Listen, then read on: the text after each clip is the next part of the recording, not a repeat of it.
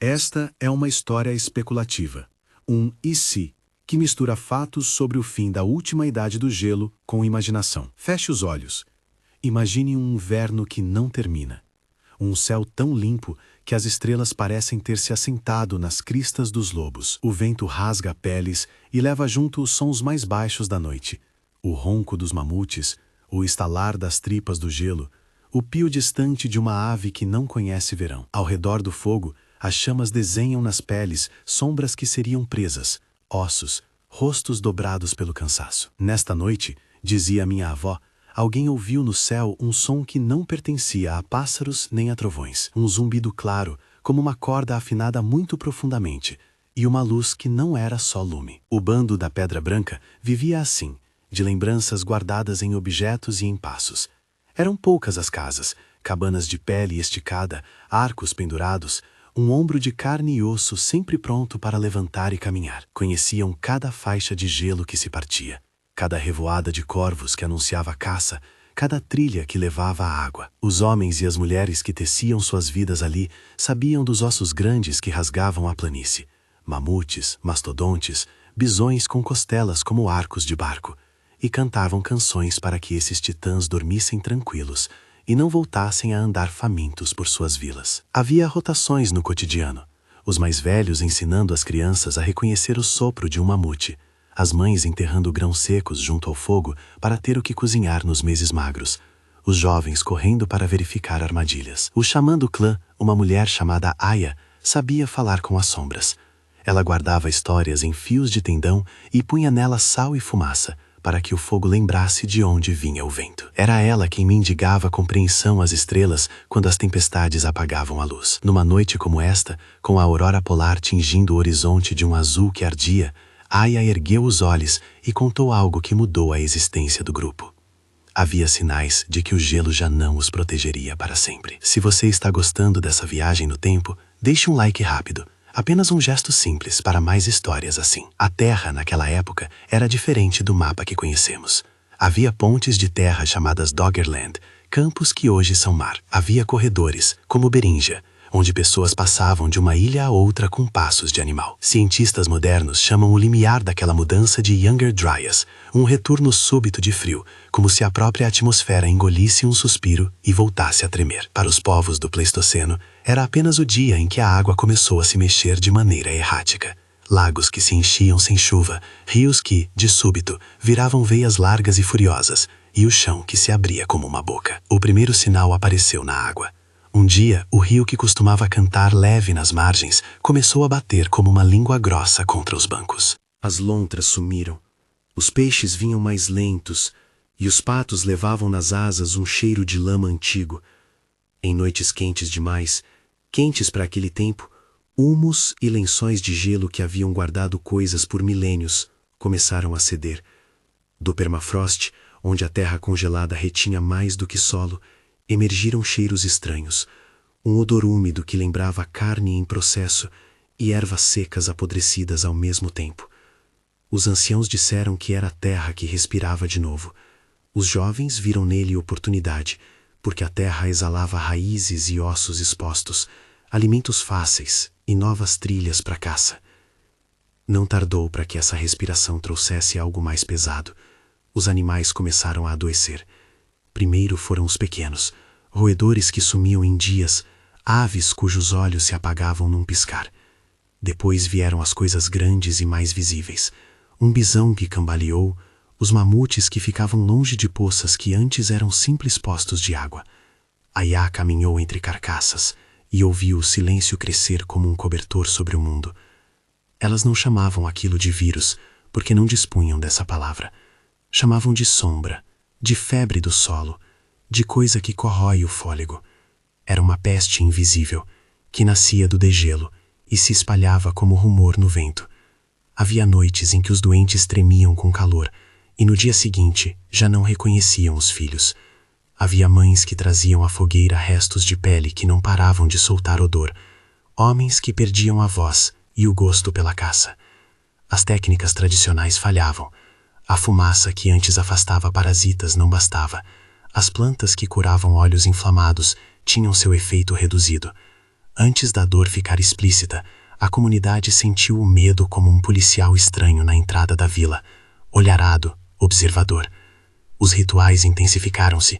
Foram noites longas de tambor, de oferendas de carne em pedras quentes, de orações para o céu. Ayá costurou amuletos feitos de conchas e ossos e cantou para que os espíritos do gelo afastassem o que vinha do chão. Mas os cantos não tinham força suficiente. O mal vinha de outro lugar. O mundo que derreteu devolveu coisas de eras passadas que o corpo humano moderno daquele tempo não reconhecia. O instinto de isolamento emergiu. Casais se separavam. Adultos mantinham as crianças em correntes protetoras. As despedidas viravam rituais. E havia uma ansiedade silenciosa sobre o que seria permitido tocar. Ao mesmo tempo, a natureza continuava com sua brutal poesia. Na madrugada de uma manhã onde a bruma descia como lã, se ouvia um estrondo além do vale. Um lago preso por uma parede de gelo que já não sustentava a água que acumulava, rachou, e a água correu levando pedras, lodões e as trilhas de animais. A onda foi discreta, mais velha do que as palavras, e deixou atrás de si uma espuma pálida, onde antes havia chão firme. Para quem viveu próximo ao mar, então, a sensação era de casa roubada. Praias que sumiam, ilhas que se esfumavam. As histórias de dilúvio que nossos descendentes guardariam nas lendas tiveram a sua madeira posta naquele remexer. E foi nesse tempo de água e febre que surgiram as luzes. Não na forma que os batedores imaginavam. Não era fogo que se acendia em uma tenda, mas uma claridade que desceu calma, como se alguém pendurasse lâmpadas no ar. Na primeira noite em que se viu, tudo pareceu apenas um sonho. As crianças correram apontando, os cães cessaram de latir e o som do vento pareceu se acomodar numa nota só, para escutar.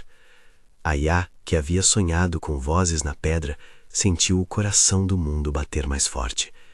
Alguns anotaram mais tarde que a luz vinha de além do horizonte, com o brilho metálico das coisas molhadas. Outros juraram que a luminosidade se movia como um banco de peixes no céu, mudando de cor com a respiração. Os visitantes chegaram sem trombetas.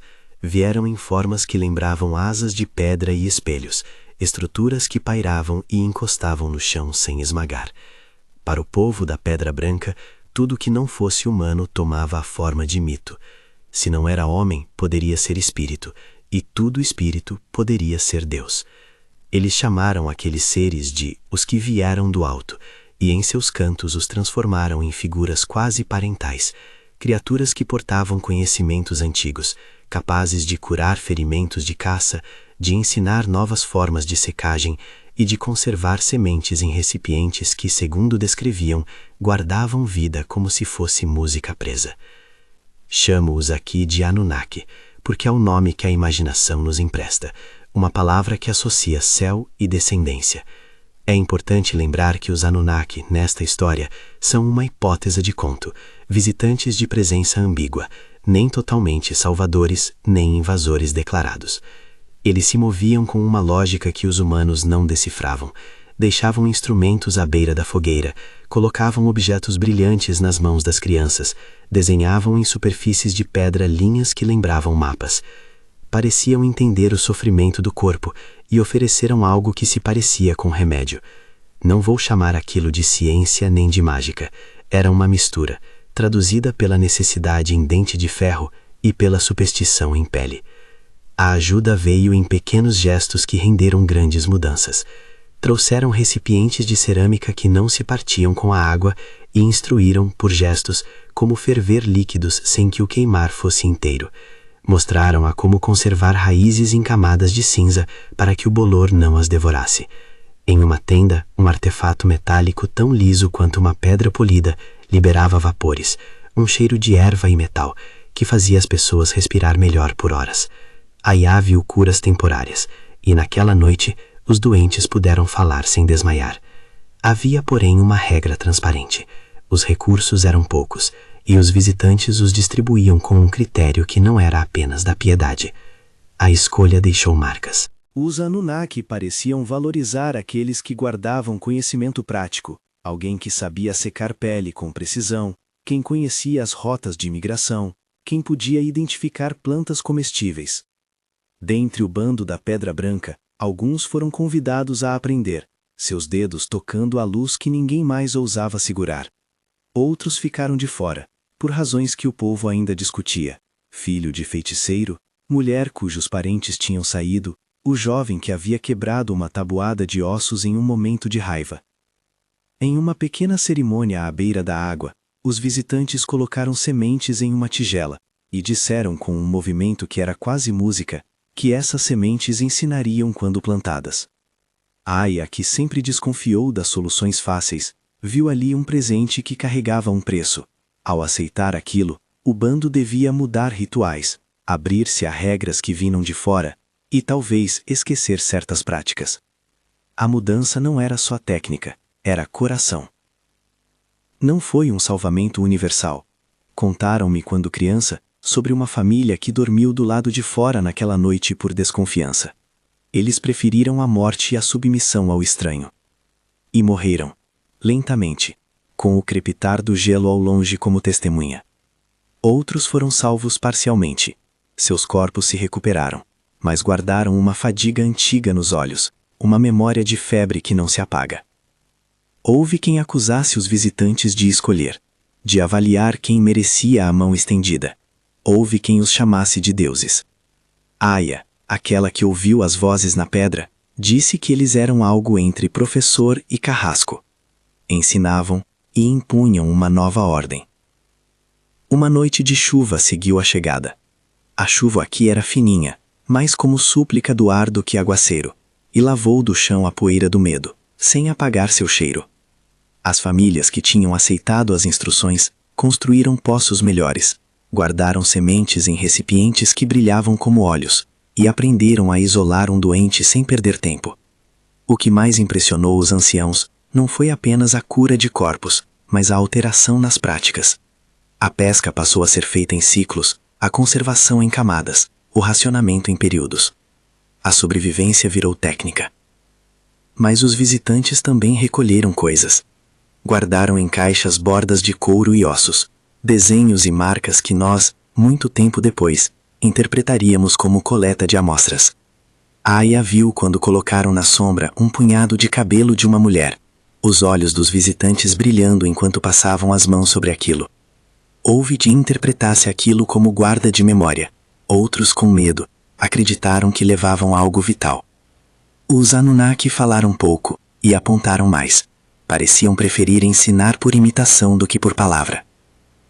E havia ainda a estranheza intimista. As crianças que tinham menos medo se achegavam aos objetos e podiam ouvir um zumbido baixo quando tocavam o metal. Certa menina, Liri, ria ao colocar as mãos num aparelho que fazia fumaça dourada, e não sentia mais falta de chorar. Seus olhos, antes opacos pela febre, ganharam um brilho que ninguém podia explicar. Aya viu isso e sentiu um frio na garganta. O dom que devolveu a vida também alterava algo na alma. Seria que a memória daquele que tocou a luz não seria a mesma? Seria que ao curar o corpo, os visitantes não tocavam também nos fios que guardam as histórias? Os antigos do clã lembravam que antes deles houvera outras chegadas, espíritos que passavam por sonhos, mas nada como aquilo, claro. As histórias que mais tarde viajariam para outras terras relatariam deuses que vieram dos céus, carregando pão e fogo, e nas vezes em que a água levou cidades inteiras, as lendas transformariam a luz em carruagens do firmamento. Ali, porém, no campo enlameado onde a fogueira ainda aquecia os que restavam, a relação era mais frágil. Gratidão e suspeita dançavam no mesmo passo. Com o passar das semanas, algumas práticas foram adotadas porque funcionavam. Separar aqueles com febre, ferver a água por mais tempo, enterrar os mortos de uma forma que evitava a contaminação por insetos. Outras mudanças, mais sutis, alteraram o modo como o bando se via. Homens que antes se orgulhavam de suas artes de caça começaram a trocar informações sobre plantio. O clã que andava sempre em migração passou a pensar em pontos fixos, em manter estoques para além da próxima estação.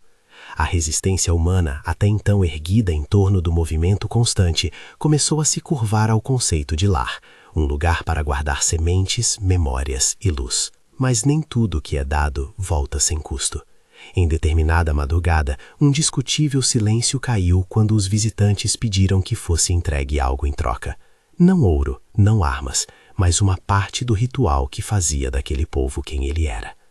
Queriam que os anciãos deixassem de recitar certas canções, que substituíssem talismãs por sinais novos. Alguns cederam, outros se revoltaram. Aya, com os dedos atravessados por linhas de tendão, recusou em voz baixa. Não é que eu odeie a vida que nos oferecem, disse ela para quem quisesse ouvir. É que o que nos mantém juntos não está só no que comemos, está nas músicas que contamos quando a noite é dura. Ela sabia, no fundo, que aceitar sem questionar podia significar perder a razão pela qual se reuniam ao fogo. Houve uma escolha mais cruel ainda. Os recursos de cura que traziam os visitantes eram limitados. Em certa manhã, um caderno de ossos que servia de registro mostrou que só algumas porções do vapor curativo podiam ser distribuídas por dia, e que a técnica para operá-lo precisava de mãos que haviam aprendido a usá-la. A seleção, então, transformou-se em um ritual doloroso. Nas margens onde o serviço era oferecido, um marcador de pedra indicava quem receberia e quem esperaria. Foram decisões tomadas com argumentos práticos. Este guarda o estoque, esta sabe manejar a rede de irrigação. E com argumentos menos claros, cabeça erguida e olhos baixos. Para muitos, aquilo foi a primeira vez em que a morte pareceu um cálculo. Na tenda onde as conversas mais duras aconteciam, Aya sentou-se com o mais velho, Coro, que tinha as mãos marcadas por cortes de caça. Ele disse, com voz gastada, "Se você pudesse escolher, Aya, quem você salvaria?" Aya olhou para a fogueira. No meio das brasas havia uma brasa viva que os ventos não podiam apagar. Ela disse, depois de um longo silêncio, que escolher era rasgar um tecido humano. "Salvar apenas os úteis", murmurou, "é morrer de uma outra maneira." Coro concordou sem dizer mais, com a face endurecida como casca de noz. E foi aí que a tensão cresceu, porque a salvação tinha um preço visível e um invisível. Visível era a seleção de corpos, invisível era a mudança de história. As sementes trazidas na tigela foram plantadas em cova de óxido e pedra, e suas plantas cresceram mais cedo, com grãos menores, prometendo fartura, mas aprendendo a crescer em solo que quem cultivava não reconhecia totalmente. Alguém mais tarde diria que as plantas se lembravam de onde vinham, e que por isso, às vezes falhavam em dar fruto quando a música da terra não era mais cantada exatamente como antes. A chegada dos visitantes não silenciou o medo, ao contrário, trouxe novas formas dele. Enquanto os curados recuperavam a voz e as risadas ocupavam de novo as noites, o rumor de que havia uma escolha entre ver a luz e morrer em silêncio permanecia. Nas margens, a onda que havia partido nunca foi completamente explicada. Os anciãos discorreram sobre a rainha das águas que reclamou tributo, e as lendas que se moldaram naquela parte do mundo levariam por gerações imagens de céu cortando a neblina e mãos que descendiam. As histórias se tornaram, ali mesmo, sementes de mito. Houve, no entanto, uma cena pequena e definitiva que marcaria o resto da temporada. Numa manhã em que o gelo se partia em tiras longas como velas, alguém encontrou uma criança sozinha, enrolada numa pele, com um amuleto de concha que piscava quando a luz tocava. Era um menino que ninguém do bando reconhecia. Estava fraco, os dentes amontoados como pedras, e tinha nos olhos uma paisagem que não pertencia nem ao medo, nem à paz. Liri, a menina que tocara os aparelhos, foi até ele com um pão de raízes e lhe ofereceu. O menino aceitou com uma mão que tremia. Quando Liri tocou seu pulso, sentiu algo raro. A pulsação era calma, quase ritmada, como se uma máquina tivesse ensinado o corpo a bater. Aya observou e, por um momento, pensou que aquilo era um presente dos visitantes, não apenas sobrevivência física, mas um tipo de adaptação que poderia, no futuro, alterar o que significa ser humano.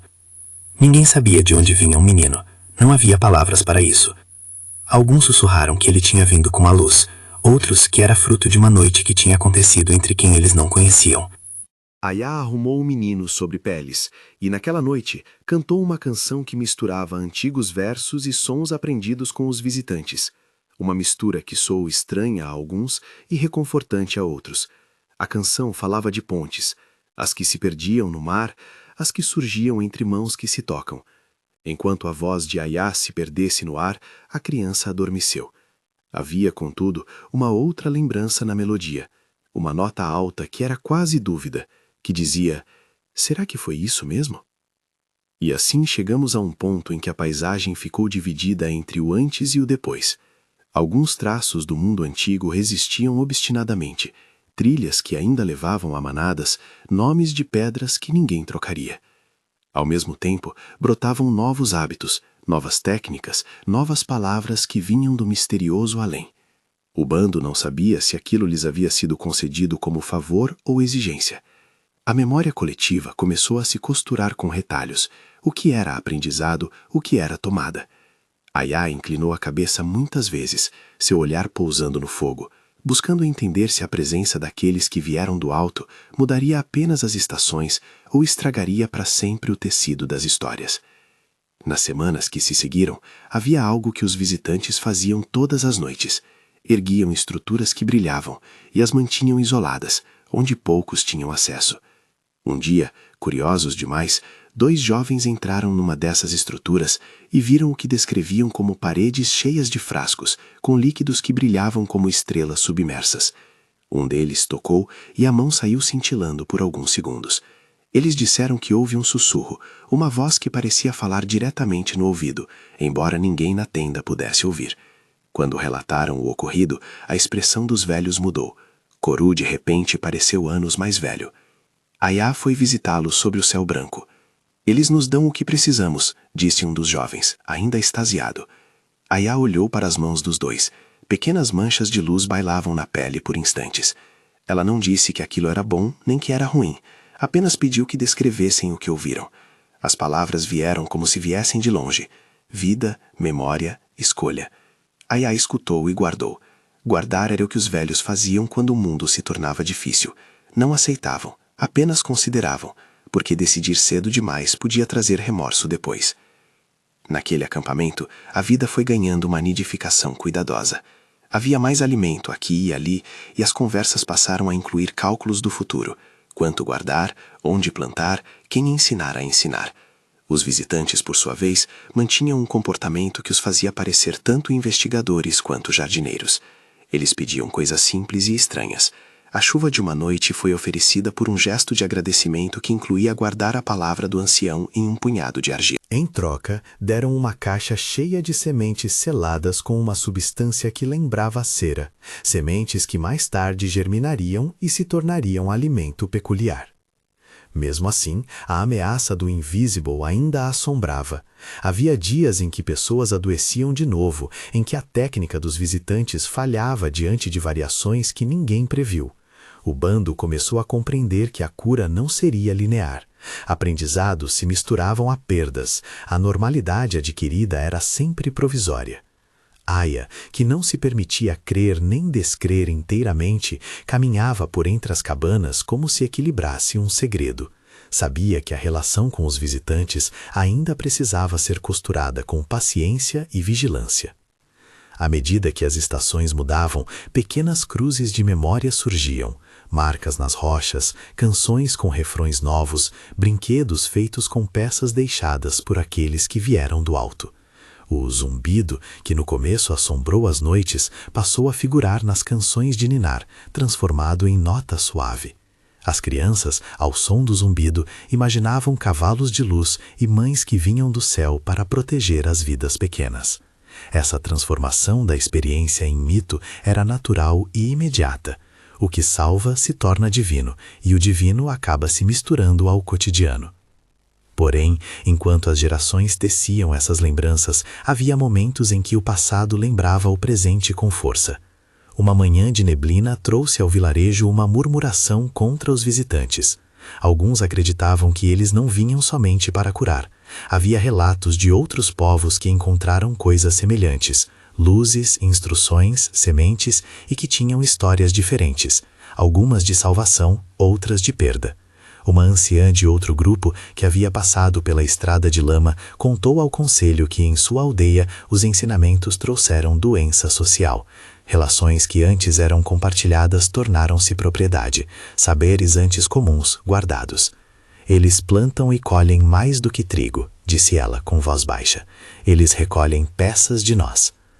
A inquietação que seguiu não era paranoia, era memória, porque a história, quando se transforma em mito, costuma roubar também partes daquilo que era humano. A avó de Aya sempre falava que a memória humana é um remédio afiado e que deve ser tocada com luvas. Aya, agora, sentia que tocava o mundo com duas luvas, uma de cuidado e outra de suspeita.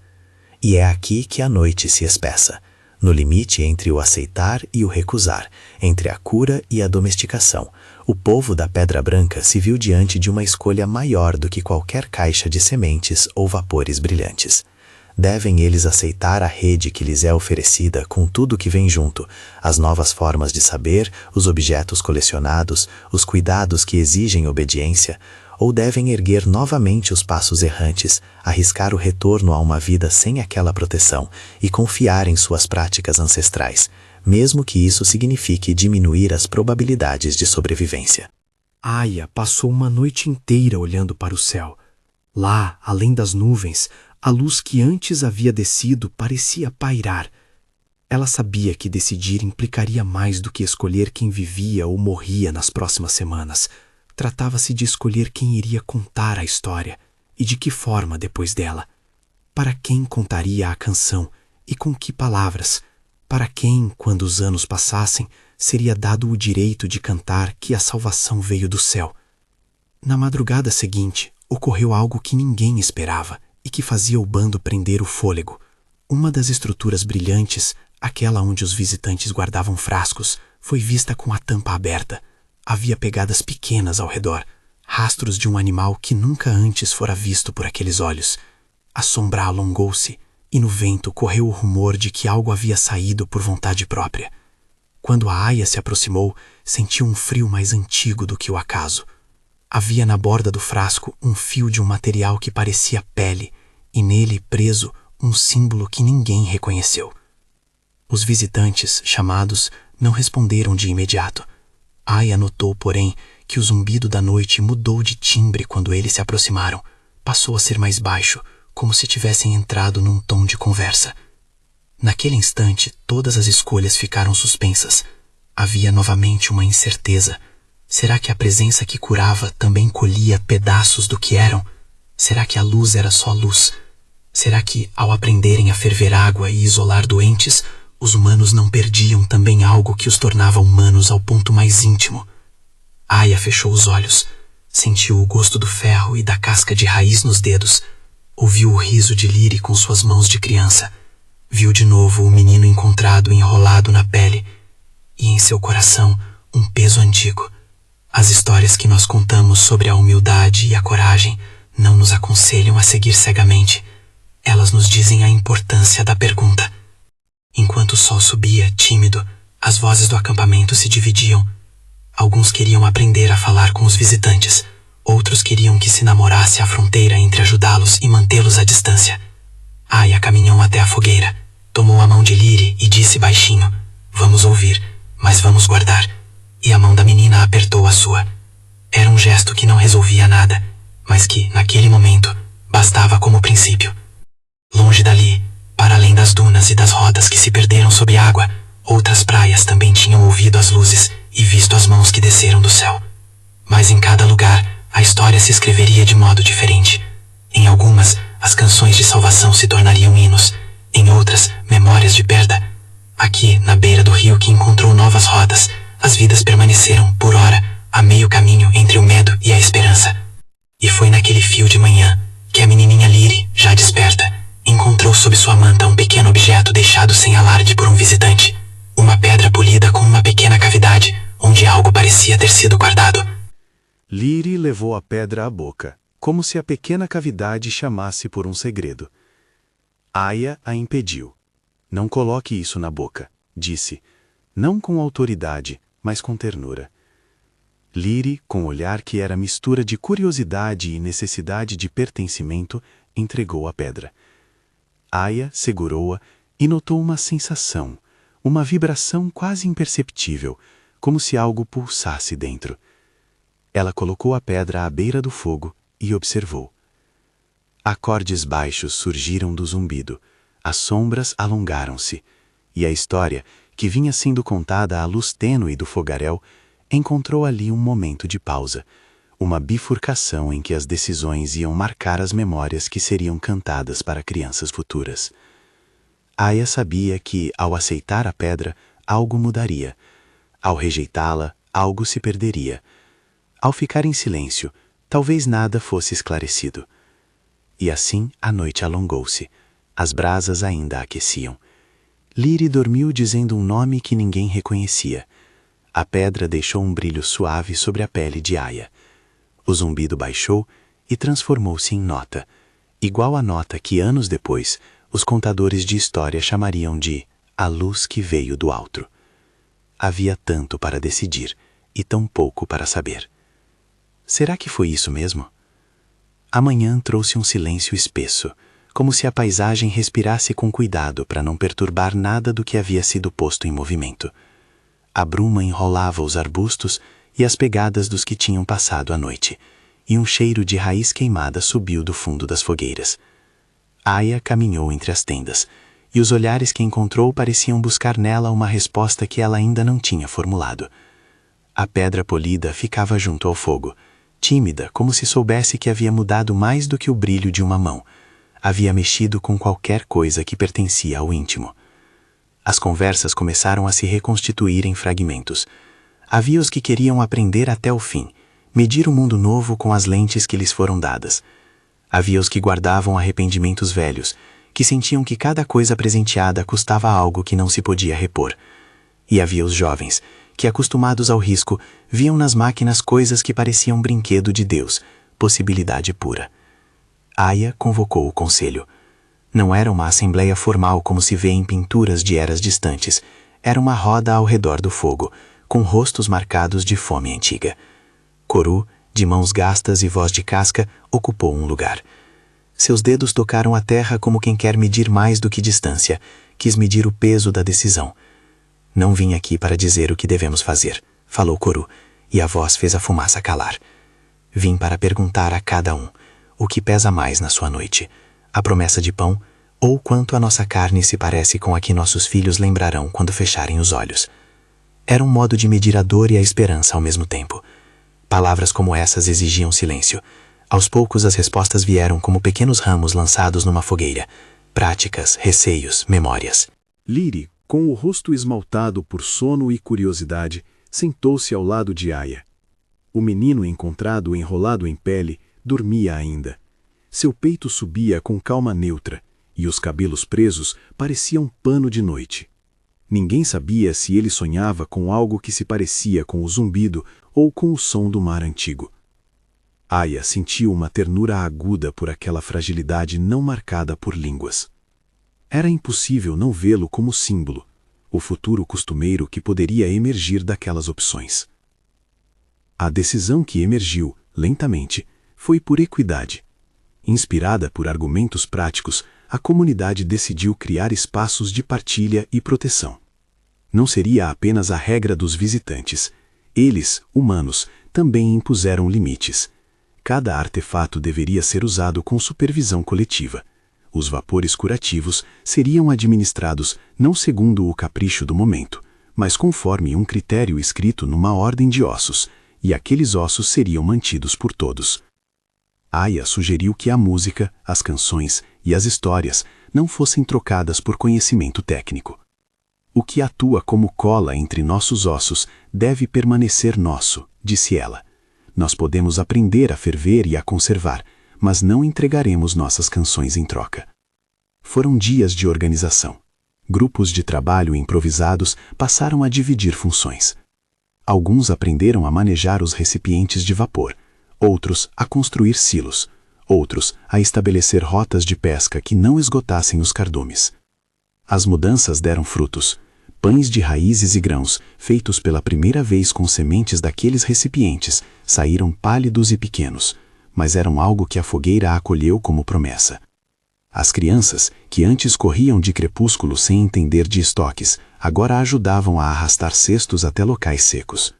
A vida movia-se numa coreografia cada vez menos errante. Mas as sombras do custo não sumiram. A seleção inicial dos curados deixara feridas que não cicatrizavam com fervura. Alguns parentes de quem fora excluído viviam entre o silêncio e a raiva. Houve noites de cochichos nas bordas do acampamento, de olhares atravessando os que se curaram. Aya passou a acordar ao meio da madrugada com o peso do que aprendera, que a sobrevivência muitas vezes pede escolhas que não soam justas quando lembradas. Ela começou a compor canções novas, versos que falavam de partilha e também de vigilância, para serem cantadas nas reuniões. As palavras eram um cimento tênue que devia unir sem apagar cicatrizes. O menino de pulso ritmado mostrou sinais de adaptação que ninguém soube explicar. Aos poucos, seus olhos se tornaram mais atentos às estruturas brilhantes, como se reconhecessem nelas uma estrada antiga. Ao mesmo tempo, haviam espaços de esquecimento nele. De vez em quando, ele não lembrava o nome de alguém que via todos os dias. Lyri sentiu por vezes ciúmes, não da criança, mas da nova forma de olhar que o garoto trazia. Um tipo de silêncio técnico que parecia medir as coisas por dentro. Aya, que sabia escutar os olhos das pessoas antes que suas bocas abrissem, via no menino um traço de neutralidade que poderia ser ponte ou brecha. Enquanto a comunidade costurava suas regras, além das colinas, outras tribos viviam seus próprios encontros com a luz. Em umas, os visitantes foram recebidos como salvadores e deixaram conhecimentos que impulsionaram colheitas. Em outras, o contato trouxe divisão e a sensação de roubo. O rumor de que os visitantes recolhiam peças das sociedades circulou nas rotas comerciais. Uma vez uma mulher cujo marido havia ido até o litoral trouxe uma história de um povo onde o saber foi escondido e guardado por poucos, até que a raiva virou herança. Eles plantam segredos na terra, disse ela ao conselho, e a sua expressão era dura. Essas histórias serviram de aviso, mas também de lembrança de que não existia uma única forma de resposta correta. A rede de decisões humanas começou a se desenhar como tapeçaria, pontos onde se escolhia acolher, pontos onde se rejeitava. Em alguns lugares, os visitantes ensinaram técnicas de isolamento que reduziram surtos. Em outros, as mesmas técnicas foram usadas para separar e hierarquizar. Era um lembrete de que o conhecimento é neutro, seu uso é que carrega a ética. Os visitantes continuaram suas rotinas enigmáticas. À noite, erguiam seus dispositivos e faziam pequenas demonstrações de luz que, para quem via de perto, pareciam ritualizadas. Não falaram muito sobre suas intenções, preferiram demonstrar. Em uma dessas noites, um jovem do bando, tomado por curiosidade, tentou aproximar-se de uma máquina que jorrava um vapor pálido. O vapor tocou suas roupas e por algumas horas deixou nelas um cheiro de metal e ervas. Quando o jovem voltou, mudou, era mais calmo, e os seus olhos, que sempre dançavam inquietos, se tornaram como dois discos quietos. Alguns celebraram isso como prova de eficácia, outros, como Aya, sentiram um arrepio de que a alma também recebera uma medida. Houve também questões que os visitantes não podiam resolver. O surto, embora contido em muitos lugares, ressurgiu em formas novas e inesperadas. Aja curou e viu gente sarar e adoecer de novo. A ciência dos visitantes parecia ter limites, e a comunidade aprendeu que a relação com a doença não seria uma linha ascendente contínua de vitória. Aprenderam o valor do isolamento, da rotação de estoques, da vigilância aos animais, medidas que se tornaram rotina. Aos poucos, aquelas técnicas foram absorvidas e transformadas em práticas que não lembravam suas origens externas, passando a ser parte do cotidiano. A maior transformação, porém, foi talvez a cultural. Com o novo modo de guardar semente e água, com o desenvolvimento de currais improvisados, com as prateleiras construídas nas barracas, veio o pensamento a longo prazo. Já não se vivia só pela estação. Plantas foram domesticadas lentamente, em um processo de tentativa e erro que levou gerações. Pequenas encostas começaram a ser lavradas, com técnicas que misturavam o antigo conhecimento da terra e os modos práticos ensinados pelos visitantes. Do acampamento de peles nasceram as primeiras ruas de terra batida. Os ossos deixaram de ser apenas ferramentas de caça e passaram a ser parte de engenhocas de medida. Enquanto isso, a menina Lyri cresceu na confluência desses ritmos. Ela aprendeu com Aya as canções proibidas que falavam do vento e dos mamutes. Aprendeu com os visitantes a ferver e conservar. E aprendeu por impulso de infância a mexer em coisas que vibravam. Lyri tornou-se guardiã das pequenas pedras, dos objetos de luz que se podia tocar com pouco risco. Em muitas noites, ela sentava perto das crianças e cantava as canções antigas, acrescentando às estrofes notas que aprendera com os visitantes. Assim, as histórias se tornavam híbridas, como se esperassem por um novo idioma. Com o passar dos anos, o acampamento transformou-se em aldeia. O nome Pedra Branca passou a designar não apenas uma família, mas famílias que tinham chegado de rotas distantes. Pequenas oficinas abriram-se, para costura, para conserto de utensílios, para curar aqueles que adoeciam com vitamais e chás. Um senso de pertencimento solidificou-se, ainda que marcado por lembranças de quem ficou pelo caminho. Tumultos houve, pequenas revoltas, noites em que alguns tentaram tomar para si o acesso à semente, mas a tradição que se criou foi a da reunião pública. Toda decisão de grande alcance deveria ser tomada em praça aberta, com os anciãos e as vozes jovens. Ayá, que envelhecia com os fios de tendão mais presos nas mãos, mantinha como última tarefa aquilo que talvez mais prezasse: ensinar crianças a ouvir. E as luzes? Certo dia, sem aviso, elas deixaram de vir com regularidade. As estruturas brilhantes permaneceram, algumas cobertas, outras guardadas com cuidado, mas a visitação diminuiu. Ayá e os demais notaram que quando a luz reaparecia, vinha com menos insistência. A despedida não foi espetacular. Em vez disso, um dia os visitantes se ajustaram numa linha longa e saíram pelo céu como se fossem pássaros de metal, movendo-se para além do horizonte até que a bruma os engoliu. Ninguém lhes ofereceu adeus formal. A reunião da comunidade foi uma mistura de agradecimento e de luto por algo que até então não sabiam que sentiriam falta. Antes de partirem, depositaram em uma câmara oculta um pequeno cofre de pedra e cerâmica, uma coleção de sementes seladas, alguns artefatos de prova e um pequeno rolo de material maleável onde haviam feito desenhos de plantas e instruções desenhadas. Era como se deixassem um manual feito para mãos que tinham pressa de aprender. O cofre foi enterrado sobre o chão da aldeia, em um lugar que os anciãos escolheram como sagrado. As instruções foram guardadas e traduzidas em palavras e canções. Mas junto com este presente havia uma nota silenciosa. Nada ali prometia dominação. A tecnologia poderia ser manipulada, destruída ou perdida. Os visitantes se foram, deixando uma quietude que os habitantes aprenderam a incluir nos cantos da vida. O zumbido que antes embalava as noites passou a ser um rumor pouco frequente. Houve quem disse que eles voltariam. Houve quem disse que havia sido apenas uma passagem, uma intervenção tão pontual quanto as marés. As histórias que sobreviveram, porém, contavam com certeza apenas de dois tipos: o que se vira e o que se sentiu. As certezas científicas ficariam para além da fala, as canções, porém, continuaram. Com o tempo, as lendas ganharam formas mais simples e fortes. A luz virou pai dos céus em algumas canções, uma carruagem de fogo em outras, um anjo estranho em outra parte. O dilúvio, que ao ler ao horizonte de Doggerland e levou costas inteiras, passou a ser uma advertência nas narrativas. Quando a água sobe, os céus mandam quem pode ajudar, e nós jamais esqueceremos. As sementes se tornaram ritos. Antes de plantar, uma bênção era recitada para a caixa que havia chegado com as estrelas. Algumas palavras das instruções tornaram-se refrões de proteção, repetidos sem que mais se soubesse de sua origem técnica. Liri, agora mulher e guardiã dos antigos cantos, passou seus saberes a um círculo de jovens, um pouco como fazia Aya.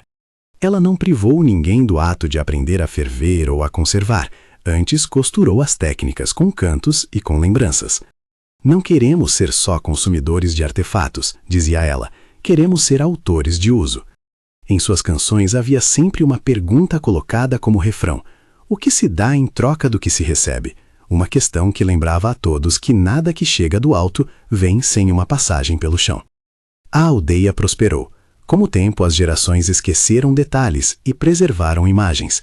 As crianças que nasciam conheciam histórias de marés que engoliam ilhas, de luzes que ensinavam a conservar, de canções que curavam a memória.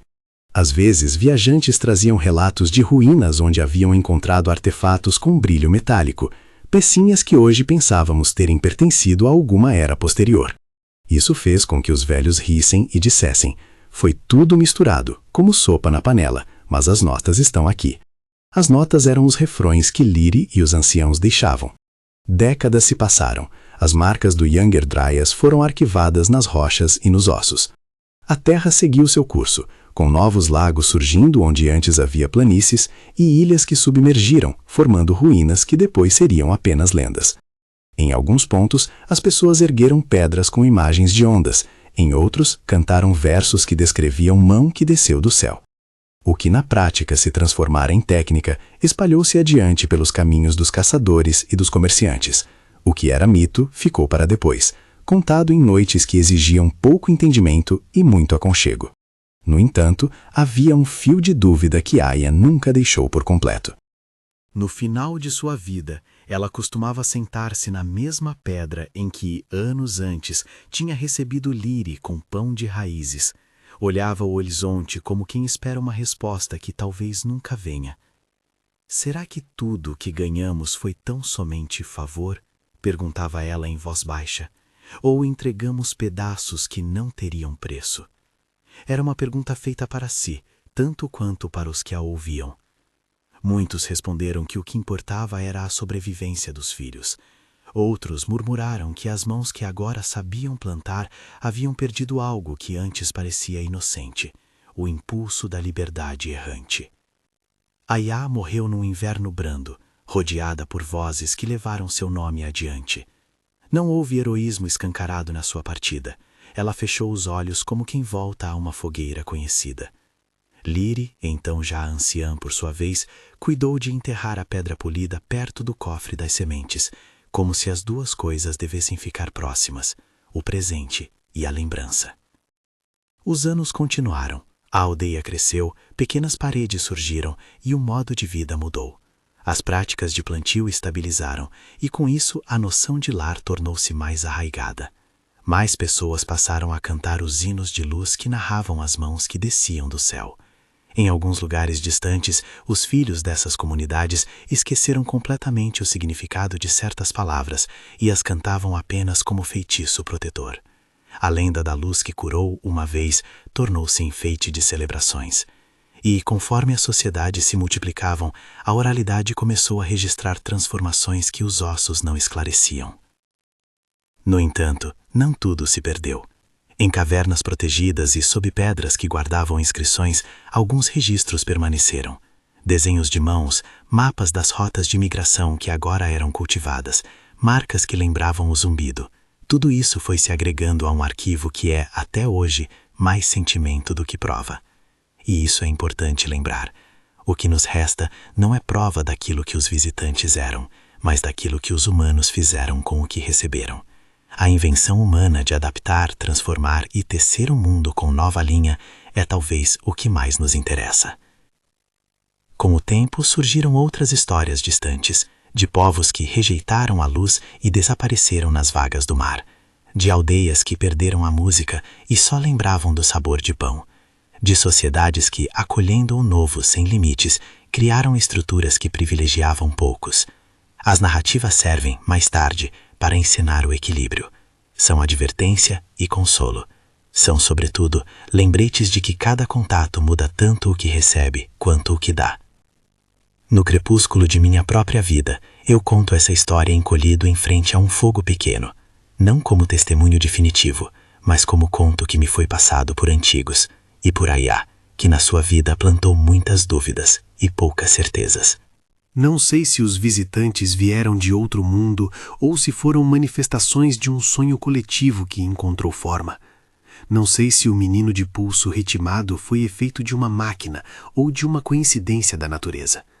O que sei é que as escolhas que se fizeram naquela noite de luz moldaram o modo como andamos até os nossos dias. E se os Anunnaki salvaram os primeiros humanos de um vírus mortal? Talvez tenham oferecido algo que ajudou a prolongar vidas e a criar condições para que a agricultura nascesse onde antes só havia passada de manada. Talvez tenham deixado sementes e artefatos para trás, que, traduzidos por mãos humanas, deram origem a novos modos de estar no mundo. Ou talvez tudo isso seja um modo de explicar aquilo que nos pareceu um milagre, a capacidade humana de transformar escassez em continuidade. O importante não é fechar a questão, mas abrir as possibilidades.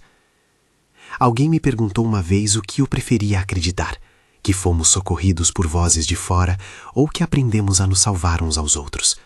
Respondi que gosto de ambas as ideias. Gosto de acreditar que, se algo veio de cima, houve também quem ficou no chão para traduzi-lo.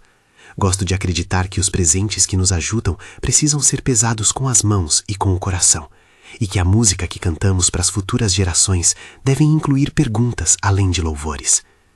Agora, enquanto você pousa a cabeça e deixa a respiração desacelerar, imagine as cenas que preferir. O sopro do mamute abrindo a noite, a onda que levou à margem como mão que varre uma mesa, ou a luz que desceu e deixou sementes e histórias. Cada imagem carrega uma lição, que sobrevivemos por aprender juntos, por questionar sem cessar e por não esquecer que toda ajuda vem com escolhas. Durma com a imagem que mais ficou com você, a onda, o mamute ou a luz no céu. E amanhã, se quiser, conte nos comentários qual delas te amou mais forte. Eu prometo ouvir.